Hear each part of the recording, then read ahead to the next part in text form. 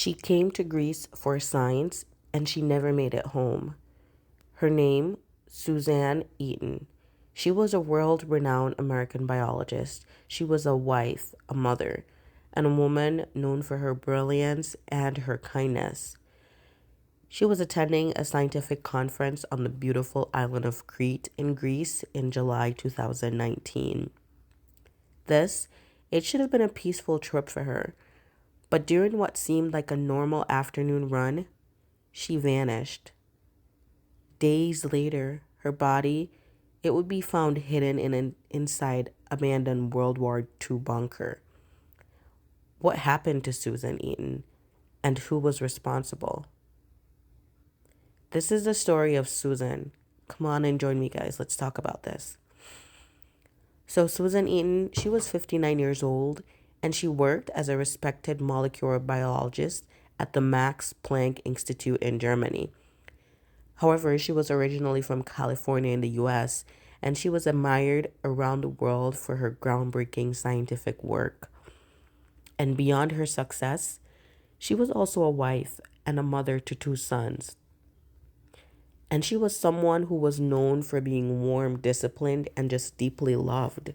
She enjoyed music, she often played the piano, and she loved staying active, especially running. And that's why that morning she was out running. In July 2019, she traveled to Crete in Greece to attend a science conference at the Orthodox Academy near Hania. She had been there before, yes, and to everyone around her, it seemed like just another normal work trip. No one knew it would be her last. On July 2nd, Suzanne attended the conference as usual. Later that afternoon, she left her hotel. She left behind her phone, her wallet, and most of her personal belongings, which you would expect, suggesting that she planned on returning shortly. But she never came back. At first, people, they were not too worried.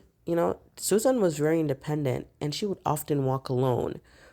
But at the evening, it started to turn into night. That's when the concerns grew. She wasn't answering calls and she hadn't returned. Her family and her colleagues, they knew something was very wrong, and a search began. Police, volunteers, and her loved ones, they searched desperately for any signs of her. Days passed and nothing was happening. But then came the discovery that no one wanted. Nearly a week later, on July 8th, amateur cave explorers, they made a horrifying discovery. Inside an abandoned underground World War II bunker, there they found Suzanne's body. The location was remote and very hidden. This was no accident. The autopsy, it revealed that she had died from suffocation. She also had serious injuries, this including a broken rib or multiple broken ribs, and she even had a facial fractures. Police, they confirmed it was definitely a murder, and now investigators had one question. Who would do this to Suzanne? The police, they retraced Suzanne's final movements and they followed evidence near the scene, and that led them to a local 27-year-old man. His name, it was Gianni Paraskakis.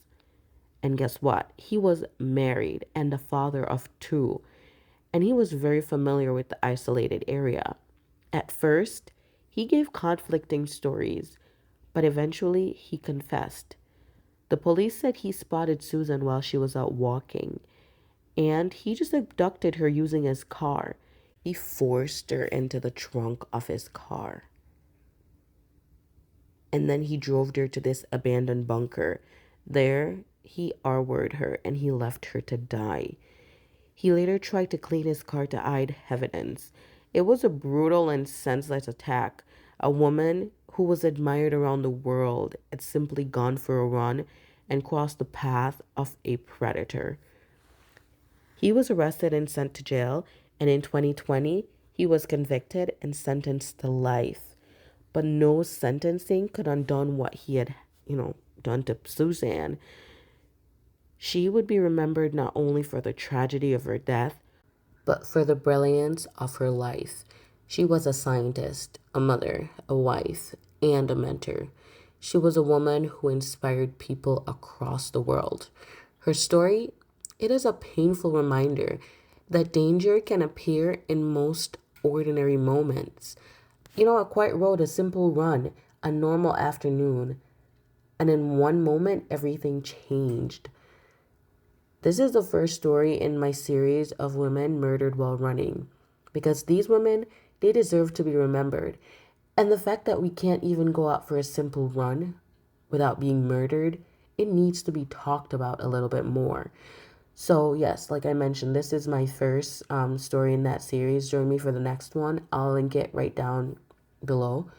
And thank you guys for listening. And I just can't imagine how Susan's children are doing right now, and her husband having to raise two sons by himself, going from having an amazing wife and now just having to deal with it on his own. I just, pray she's resting in peace.